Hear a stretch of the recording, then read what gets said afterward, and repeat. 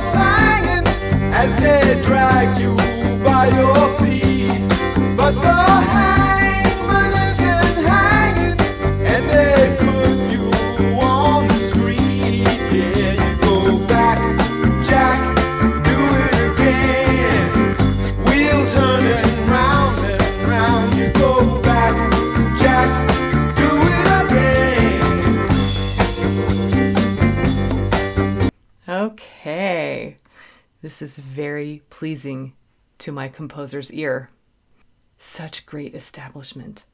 First of all, in the percussion section, a symphonic composer loves to work with a good percussion section. All the different sounds, the timbres, the breadth of the different instruments that you get to choose from to create the percussion sound that you're wanting.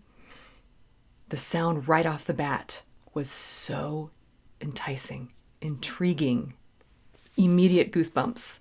It was very, very cool. The word groove really was coming to my mind. Very groovy.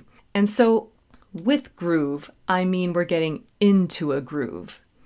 I know over the decades the word groovy has taken on different meanings, but getting into this groove. So with the percussion, it set up this repetition, and I was already feeling like I was going in short little circles. Not necessarily turning around and getting dizzy, although I did almost feel that way just listening to this through the headphones. I don't know if it would be the same over a loud system. There was something a little disorienting about it, almost predictable, but in an appeasing way, in a satisfying way. So I just felt like I was being taken around and around and around. And so when I heard that in the lyrics, I was like, magic. So also, for whatever reason, I'm really able to hear some of the lyrics. Normally I hear the music first and then the lyrics, but maybe it's because that groove was set so solidly and it's really dependable, but it's still really cool and colorful. But when the lyrics came in, I was sort of able to pay more attention to it. And that can really be a positive attribute for a song. Okay, excellent start so far. Let's keep going. Back it up just a little bit. Here we go. Jack, do it again.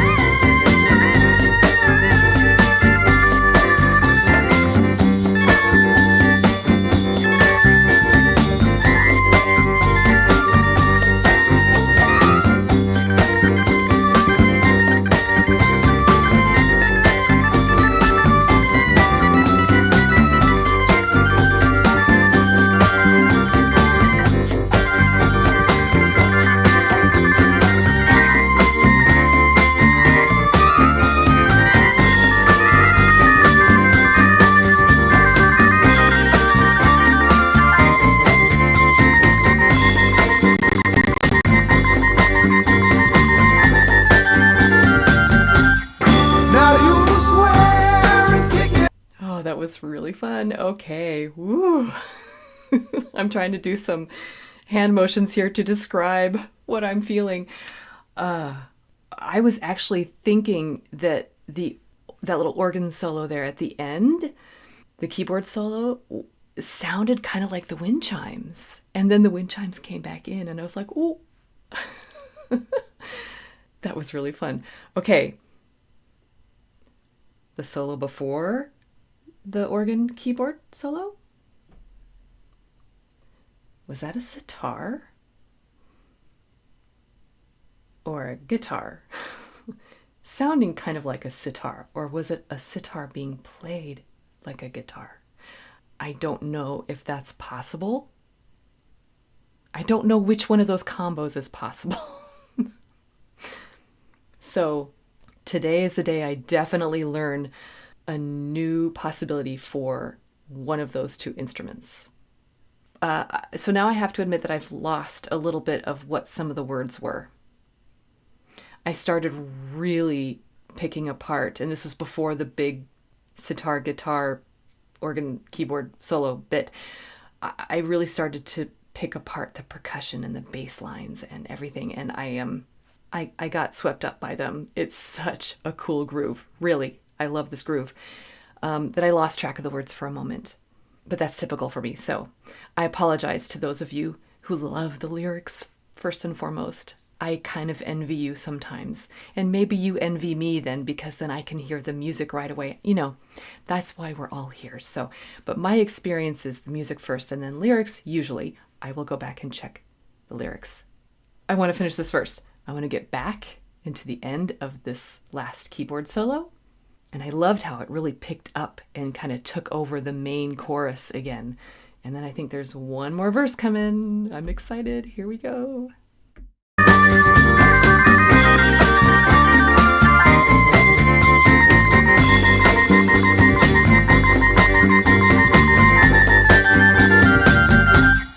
Now you swear and kick in Vegas that you're not a gambling man. Then you'll find you're back in Vegas with a handle in your hand. Your black cards can make you money, so you hide them when you're able. In the land of milk and honey, you must put them on the table. Yeah, you go back, Jack, do it again. We'll turn it round and round. You go back, Jack, do it again.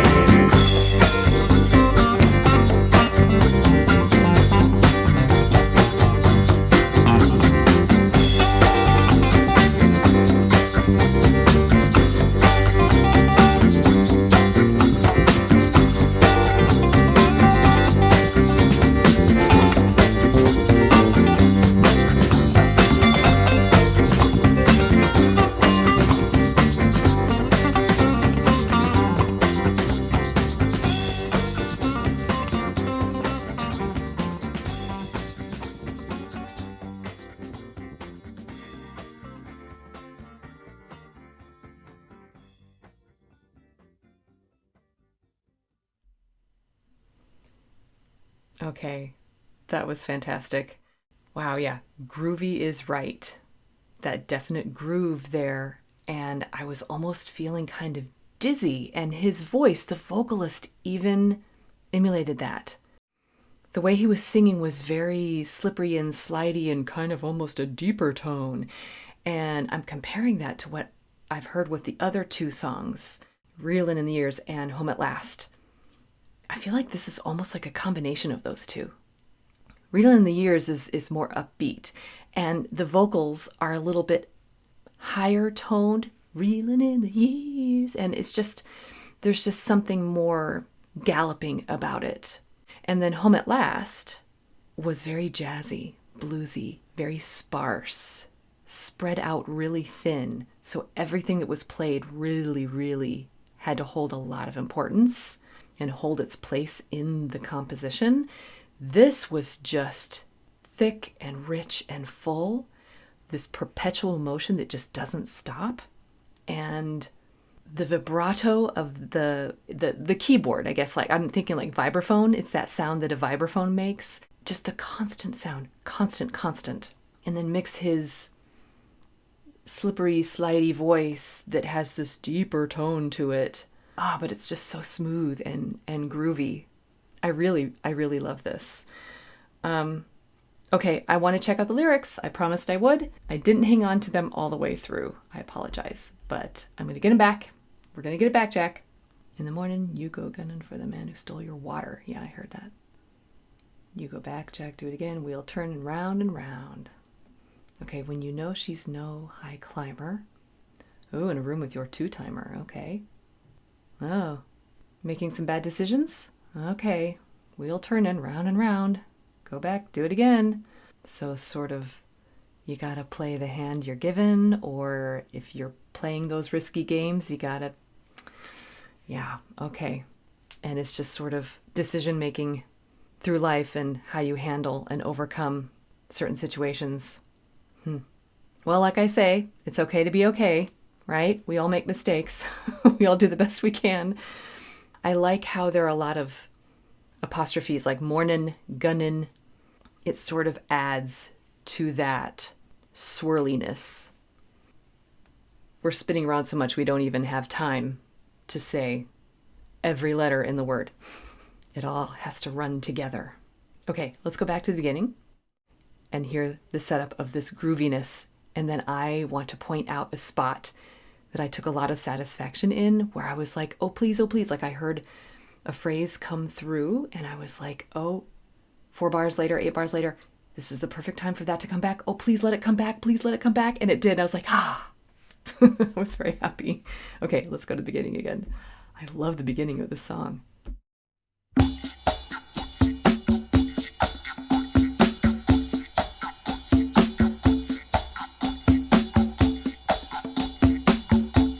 It just keeps going. Where are the other instruments? There we go. And it has the vibration to it, the vibrato. And the groovy bass. Very stable. Nice. Guitar kind of thrown in at the end of the phrase.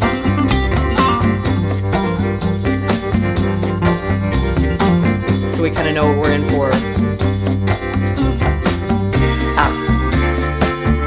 The first catch. Okay, I want to hear that again. Please come back, please come back. Thank you. And then the wind chimes. Love it.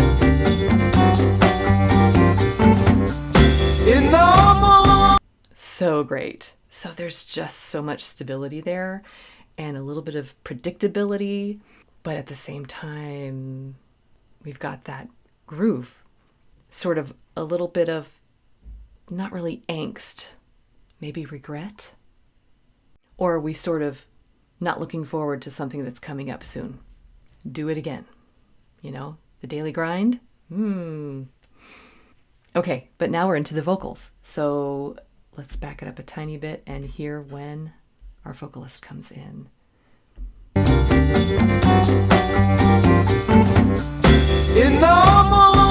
even that in the, for the man who stole your water, and you will fight till he is done, but they catch you at the border. So there's hardly any vibrato being used by the vocalist. I hear it a little bit, but there's a reverb on the voice, and so it's kind of getting muddy, and you can't really hear it as well. But you don't need it because of the sliding and because of this really broad position, like in the throat, like in the water, you know, it's just really like you're about to yawn. Oh, you know, it started making me feel like maybe I needed to yawn because I was trying to reproduce that myself as I was listening to the singer. I think it's just very telling for this particular song. Let's hear it some more. And the mourners are all singing as they drag you by your feet, but the hangman isn't hanging, and they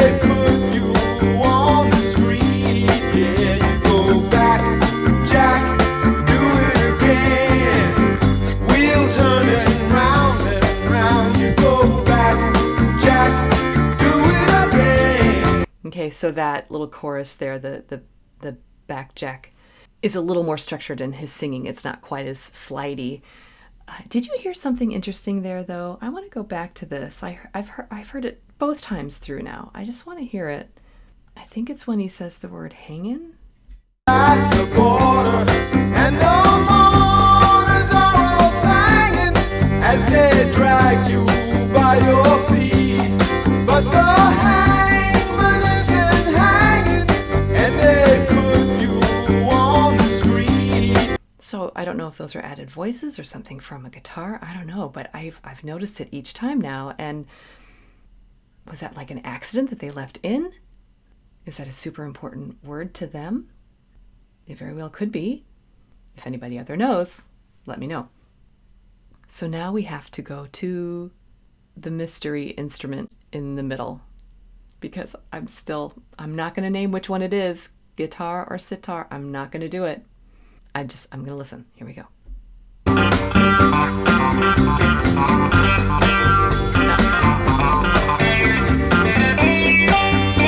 sounds like a sitar.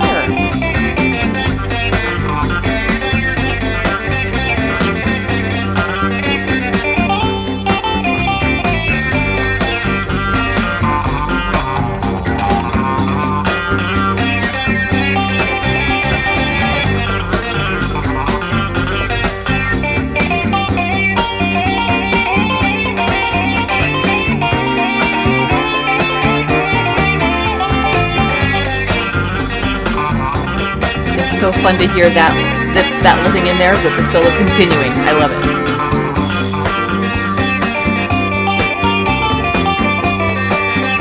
Oh, and then we've got an overlap. Oh, I love that too. Oh, that is so cute. But we're not here to be cute.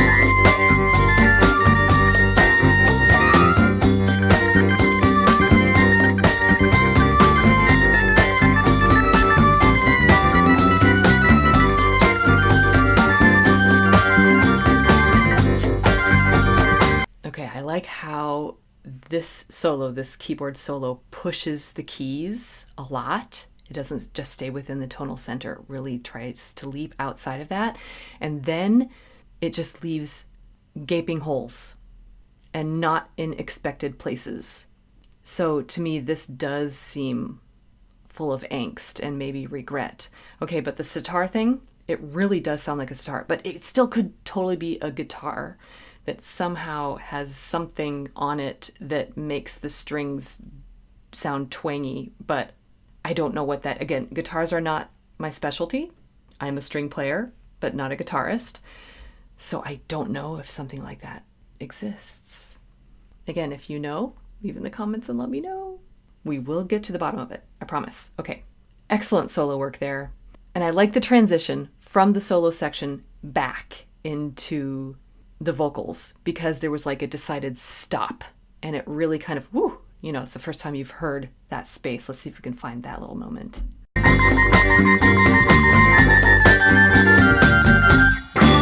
you swear. It was super quick, but it's because you're so used to all of that rich sound happening the whole time that when it does that, you're like, oh, like a hiccup. Okay. All right. The ending. You all know what I'm going to say. The fade out. It was definitely an appropriate time for a fade out. And in the fade out, you can hear it really continuing on and on and on. Like that little phrase that comes back that I like so much. You heard it like right at the end. They brought it back right at the end, like right when it was almost gone. Really signifies that the wheel just keeps turning and turning and turning. So very clever there. One thing that I have to give a nod to at the end here, and it probably was part of the reason why I lost track of the lyrics again, is the bass guitar suddenly just, like, that instrument was the busiest instrument in the mix. Let's see if I can find where that is. I think it was with the lyrics, but maybe not. Oh, we'll find it. It was right towards the end.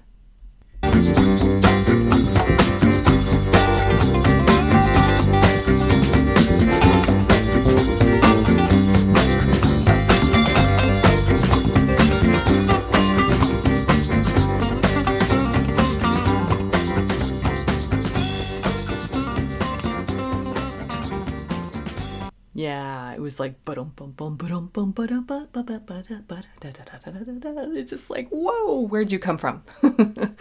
I think they were sort of there throughout, but just in the background some more. And then the guitar was just like, did-a-dip, did-a-dip, like the punctuation. And the bass was more the foundation there. This is really fun. Definitely not a disappointment once again from Steely Dan. Okay, that was Do It Again by Steely Dan, and I loved it. And this was so early on in their career. I'm so impressed. This is the kind of song that you would really crave. Like, I always say that with earworms, which I hate the name earworm, but you get an earworm, a song is stuck in your head. To me, that's your brain telling you to go and listen to that song. That's how you can get rid of it. It works for me anyway. This is one that would pop up in my head a lot just because it has that groove. Or maybe if I hear the wind chimes outside and then I'm like, ooh, that reminds me of this song. Oh, there it is. Better go listen to it. So is this going on my playlist? Yep. I really enjoyed it. And I really feel like I got to see into their minds as they were composing this. I still would love to be, go back in time and be a fly on the wall and be there when they came up with that percussion groove. I wonder if they were able to put it together quickly or if it took several tries, like, ooh, let's try this. Like, here's the main foundation part with the bongos, and then, hey, let's add this. Still not enough. Hey, let's add this. Nope, still not full enough. Let's add this. We need something else to make it just go because we want to really have like round and round feeling. How do we make that happen? So I'm assuming that the lyrics maybe were done first and the music added to it, or maybe someone came up with this riff, the percussion riff, and then these lyrics matched it. If there's an interview out there or a documentary or something that talks about that, again, let me know, put it in the comments. Otherwise, we just do our best right now to imagine. Okay, so don't forget to do all the things, like and subscribe. You can find me on Patreon, support the channel on Ko-fi at Throne, or become a channel member. And you can vote in polls, such as the one for this, of which this was the winner. We've got polls every week, and I also take suggestions that go into the polls, and we have a lot of fun. And as always, just remember that you don't have to be perfect, just be okay. And keep listening.